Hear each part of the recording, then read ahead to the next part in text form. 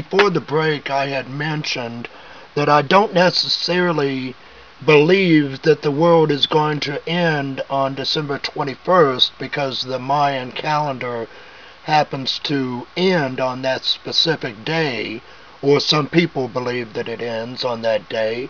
However, I would like to make it quite clear that I have always considered myself to be a survivalist to a certain degree.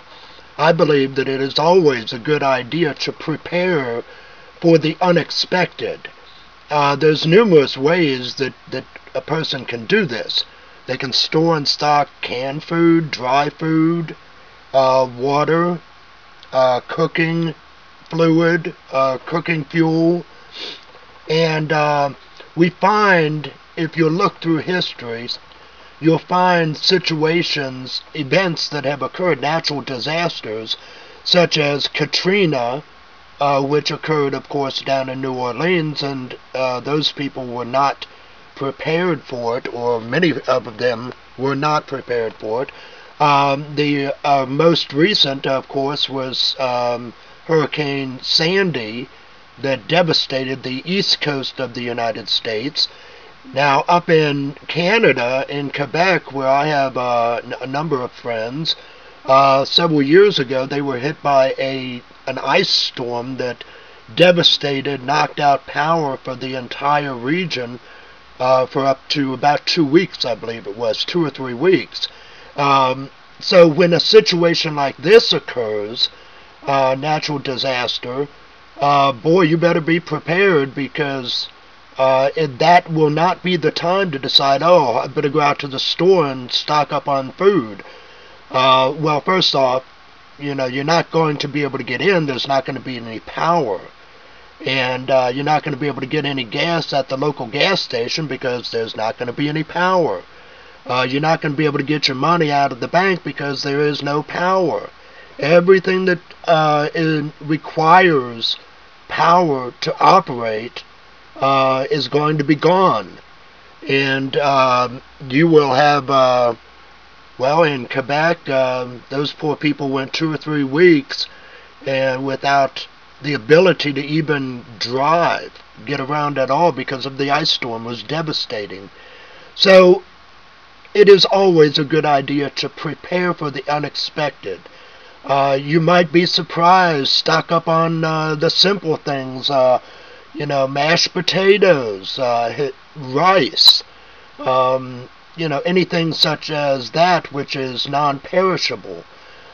Make sure that you have sleeping bags. You may enjoy the heat in your home and not be thinking a lot about it until you no longer have any heat in your home, and it get pretty cold in your house, believe me. So will a natural disaster occur? It could really happen and occur at any time. We don't have to wait for the Mayan calendar to end to be prepared for a natural disaster such as that. At any time, there could be an asteroid hitting the Earth, and the effects of that could be devastating. So, again, even though I may not, or my disagreement is that the Mayan calendar predicting a specific date and time is what I am skeptical about.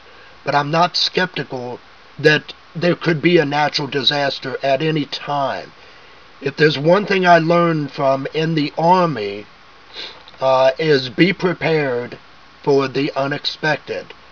Hope for the best and prepare for the worst. I remember an old sergeant that drummed that into my head, and I have lived by that policy ever since, that code ever since. Be prepared for the unexpected. So, I remember not too many years ago, 10 years ago, 12 years ago, we had the Y2K scare. And at that time, the predictors, those who said that the world were, as we know it, was just going to come to a screeching halt because we had come to rely on the computer system so much but that there was a flaw in the programming systems that did not tolerate the change to the year 2000. Well, I remember that very clearly, and nothing happened. It all worked itself out. But yet, many people were frightened. Even government officials got in on the scare. Now, it's always good to, like I said, to be prepared, but many people actually went to drastic means because they were, in fact, convinced that life was just going to end. The power was going to shut off. There was going to be no more food transport and delivery to the local stores. They weren't going to be able to get gasoline. Everybody was in a state of panic. So we lived through that one. We woke up the next day, nothing happened. The lights were still on, the power was still on, and numerous times the CDC has, especially under the Obama administration, the CDC has announced about a flu virus, a pandemic, that was going to have catastrophic effect upon the population. Now, I don't mean to make light of a flu pandemic, because yes, we did have what is known as the Spanish flu back at the turn of the century. I don't remember the exact date of that. It might have been 1915. It was after the First World War. And this pandemic broke out in the middle of Kansas at a military base that it was probably Fort Riley, Kansas, where the pandemic broke out from veterans coming back from fighting in the First World War. So, and it wiped out, oh gosh, I don't have the numbers, but it wiped out, I believe, 30% of the entire population of the world. So, we can't make light of it, but I question what exactly it is that is being peddled to us as a flu inoculation. Every year we hear the CDC talk about it's time to get your flu shots.